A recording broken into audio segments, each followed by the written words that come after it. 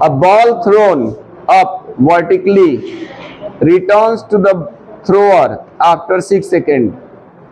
एक बॉल है, उसको थ्रोन वर्टिकली अपवर्ड यानी ऊपर की ओर फेंका जाता है, returns to the thrower after 6 seconds, और वो जो बॉल ऊपर की ओर फेंका गया वो थ्रोवर के पास यानी फेंकने वाले के पास 6 सेकेंड बाद रिटर्न आया। उसके बाद इस क्वेश्चन के 3 पार्ट्स है, ए, बी और सी, जिसमें से यही तीनों हमारा क्वेश्चन है, पूछा गया है। फर्स्ट पार्ट क्या है? The velocity with which it was thrown up, मतलब हमको वो वेलोसिटी बताना है जिस वेलोसिटी से इसको थ्रो किया गया है। ठीक है, यानी फेंकने वाला वेलोसिटी, किस वेलोसिटी से इसको थ्रो किया गया, फेंका गया। B part, the maximum height it reaches, यानी कि मैक्सिमम हाइट यानी किस हाइट तक ये जो है फेंका गया, बॉल जो है गया, अटेन किया। And see its position after 4 seconds, और 4 सेकेंड बाद इस बॉल की पोजीशन क्या थी। क्वेश्चन समझे? पहली बात यह है कि एक बॉल फेंका गया ऊपर की ओर, फेंकने के बाद जो थ्रोवर था उसके पास 6 सेकंड बाद रिटर्न आया।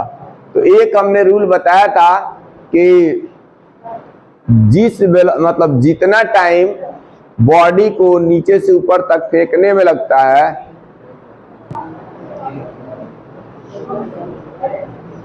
जितना टाइम किसी बॉडी को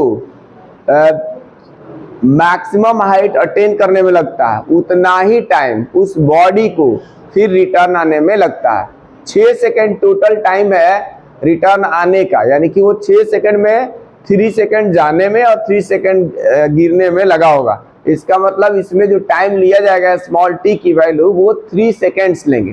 टोटल टाइम डिवाइडेड बाई 2 करेंगे तो ये टाइम निकल जाएगा, time taken to go the ball from ground to the maximum height, और सेम वैसे ही the time taken to fall from maximum height to the ground equal to also 3 seconds. ठीक है, तो 3 सेकेंड ले करके और तब इसको किया जाएगा।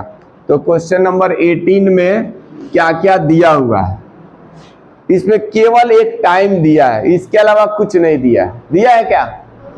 केवल टाइम दिया है। तो हम लोग ये मान लेते हैं कि ये हमारा ग्राउंड है, ये ग्राउंड हो गया, और इस ग्राउंड से बॉल को अपवर्ड डायरेक्शन में थ्रो किया गया। तो जब भी हम थ्रो करेंगे तो इसका इनिशियल वेलोसिटी बताओ कितना होगा? पीछे वो लड़का बता, इधर मिडिल वाला, हाँ, इसका इनिशियल वेलोसिटी कितना होगा? दिया नहीं है, खुद सोचना है। इधर से कोई बताए। जैसे अगर हम लोग बॉल को जब हम फॉल कराते हैं तो इनिशियल वेलोसिटी 0 होता है, यहां पर क्या होगा? किसी को नहीं पता, मगर इतना जरूर पता है 0 नहीं होगा। पता है 0 अगर हो जाएगा तो हो जाएगा, ऊपर नहीं जाएगा, बैठ जाओ। यानी ये नॉन जीरो वेलोसिटी कुछ भी हो सकता है। ठीक है, 0 नहीं होगा, केवल फ्री फॉलिंग। जैसे ये चौक है, इसको हम नीचे गिरा रहे हैं ना यहाँ पे, तो अभी रेस्ट में है, तो ये इनिशियल इसका 0 है। जैसे ही ड्रॉप करेंगे तब ये वेलोसिटी कुछ अटेन करना शुरू करेगी। तो इसलिए इसकी जो इनिशियल वेलोसिटी होगी 0 नहीं होगी, नॉन जीरो होगा, कुछ भी हो सकता है। ठीक है, 0 नहीं हो सकता। 0 हो जाएगा तो हो जाएगा ही नहीं ऊपर, इसको तो ऊपर भेज रहे हैं ना। तो अब यहाँ पे मान लेते हैं इधर गया, अब ये मैक्सिमम हाइट जहां तक गया उसको हम कुछ h मान ले रहे हैं। ठीक है, h मीटर में मान लो, सब MK सिस्टम में अगर दिया है तो, नहीं दिया है मीटर में मान लेता है। ठीक है, तो ये यहां से यहां तक इसका जो हाइट है ये h मान लिया। अब थोड़ा एक दो बात समझते हैं। हमने कहा कि जो टाइम या टोटल टाइम जो था, टोटल टाइम टेकन कहां से कहां तक? थ्रोवर से लेकर के रिटर्न आने तक। ठीक है, taken from projection to fall, मतलब फेंकने से लेके गिरने तक का टाइम जो था 6 सेकंड था। देयरफॉर टाइम टेकन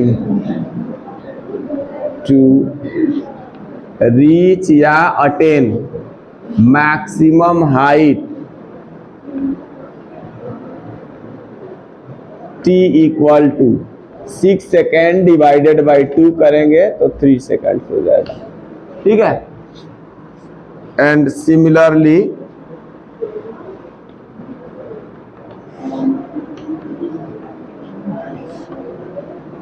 ये लिख देते हैं time taken to reach the ground,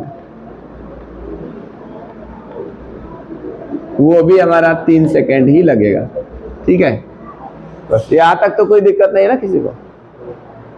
अब यहां पर एक थोड़ा कॉन्सेप्ट जानना है। जब भी कोई बॉल हो, स्टोन हो, कोई भी ऑब्जेक्ट हो, जब हम उसको थ्रो करते हैं ऊपर की ओर, तो इधर से थोड़ा ऊपर की ओर थ्रो करेंगे और मैक्सिमम हाइट पे जब जाएगी ना बॉल, तो वहां पर उसका फाइनल वेलोसिटी 0 हो जाएगा। कितना हो जाएगा? Final velocity 0। इनिशियल तो 0 नहीं होगा, फाइनल जो होगा 0, और वहां 0 होने के बाद तब वो नीचे की ओर फिर से रिटर्न आना शुरू करेगा। यानी यहाँ पे u तो हमने यहाँ पे कुछ मान लिया, कुछ भी मान लिया, और v जो होगा वो 0 होगा। ठीक है, ये बताओ कितना होगा a यानी एक्सीलरेशन। तो एक्सीलरेशन ड्यू टू ग्रेविटी लगेगा, तो a की वैल्यू माइनस का g लिया जाएगा, क्योंकि हम इसको अपवर्ड डायरेक्शन में थ्रो कर रहे हैं। तो a जो है यहाँ पे हम ले सकते हैं a इक्वल टू माइनस का g, और g की वैल्यू जो भी क्वेश्चन में दिया है तो ठीक है, नहीं दिया है तो 9.8 लेंगे। दिया है क्वेश्चन में, नहीं दिया है तो हम 9.8 मीटर पर सेकेंड स्क्वायर ही लेंगे। अब बताओ जरा, u मालूम है, एक तरह से मालूम नहीं है, अननोन ही है, और v दिया है, a भी मालूम है, और जो टोटल डिस्प्लेसमेंट है या डिस्टेंस है वो h है। कौन सा इक्वेशन यूज करें, मतलब जिसमें u भी आता हो v भी आता हो? फर्स्ट। और कौन सा? फर्स्ट करोगे तो उससे u निकल जाएगा ना, क्योंकि v 0 है, u फाइंड आउट करना है, और t हमको 3 सेकंड पता भी है ना। तो फर्स्ट इक्वेशन से पहले u निकाल लेते हैं और उसके बाद थर्ड इक्वेशन यूज कर लेंगे। ठीक है, तो यहाँ पे लिख देंगे by using first equation of motion. वैसे फर्स्ट लिख लेना लैंग्वेज में, हम आसानी के लिए ऐसे लिखेंगे, फर्स्ट इक्वेशन ऑफ मोशन। तो v equal to u plus at होता है, तो यहाँ u प्लस gt लिख दिया, और v के जगह 0, u हमारा वही रहेगा, g की वैल्यू 9.8 लिया जाएगा, टाइम जो है कितना 3 सेकेंड्स। तो ये कितना आ जाएगा? u इक्वल टू मल्टीप्लाई हो जाएगा। आंसर देखो डेसिमल में दिया है कि किस में दिया है? 30 दिया है क्या? 30 29, हाँ, यानी कि मतलब वही 9.8 एलेक्ट किया। इस टर्म को ना लेफ्ट में ले आए तो प्लस का हो गया, और ये u हमारा वैसे ही रहा, बस ये लिख दिया। 8 3 जा कितना होता है? 24, 4 लिख दिया, कैरी 2, और 9 3 जा कितना? 27, और 2 कितना? 29, तो 29.4 मीटर पर सेकंड ये आ गया। इस वेलोसिटी से इसको थ्रो किया गया होगा।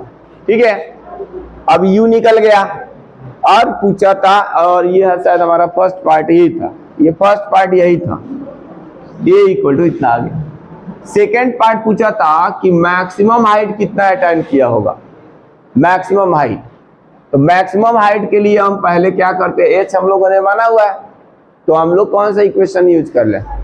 अब तो सेकेंड भी हो सकता है, थर्ड भी, ठीक है, कोई भी, थर्ड यूज कर लेते हैं by using third equation of motion. Third equation of motion,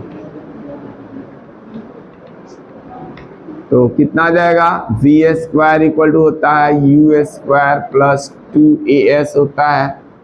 तो v के जगह यहाँ 0, फाइनल वेलोसिटी 0, इनिशियल यहाँ निकाल चुके हैं 29.4 whole of square plus 2 into minus का 9.8 इंटू h। ठीक है, अब मल्टीप्लाई करो, ये मल्टीप्लाई किया जाएगा 19.6 आएगा। 8 टू जा कितना होता है 16 का 6, 9 टू जा 18 और 1 कैरी 19, तो ये 19.6 आएगा। लेफ्ट में लेके आ गए इधर 19.6h माइनस का आएगा, लेफ्ट में लाएंगे प्लस हो जाएगा, और यहाँ पर बच जाएगा 29.4 का होल ऑफ स्क्वायर। ठीक है, और इससे h जब निकालेंगे तो 29.4 इंटू 29.4 डिवाइडेड बाई 19.6 इतना मीटर में आएगा। इसको कैलकुलेट खुद करो। और लास्ट में पूछा था कि 4 सेकंड बाद इसका पोजीशन क्या होगा, तो 4 सेकंड के लिए थोड़ा सुन लो। 3 सेकंड तक तो ऊपर ही गया है, 3 सेकंड तक तो ऊपर ही गया है ना, तो 4 सेकंड बाद पोजीशन पूछा है, यानी 1 सेकंड और नीचे गिर जाएगा तो 4 सेकंड हो जाएगा। 3 सेकंड जाने का और 1 सेकंड तक गिरने का, तो 1 सेकंड गिरने तक का निकालेंगे तो v हमारा 0 लिया जाएगा क्योंकि वो गिर रहा है। उसके बाद से टाइम जो है 1 सेकंड लिया जाएगा, v लिया u के जगह 0, टाइम लिया जाएगा 1 सेकंड और g की वैल्यू 9.8 प्लस का h निकल जाएगा। ठीक है, ट्राई करो।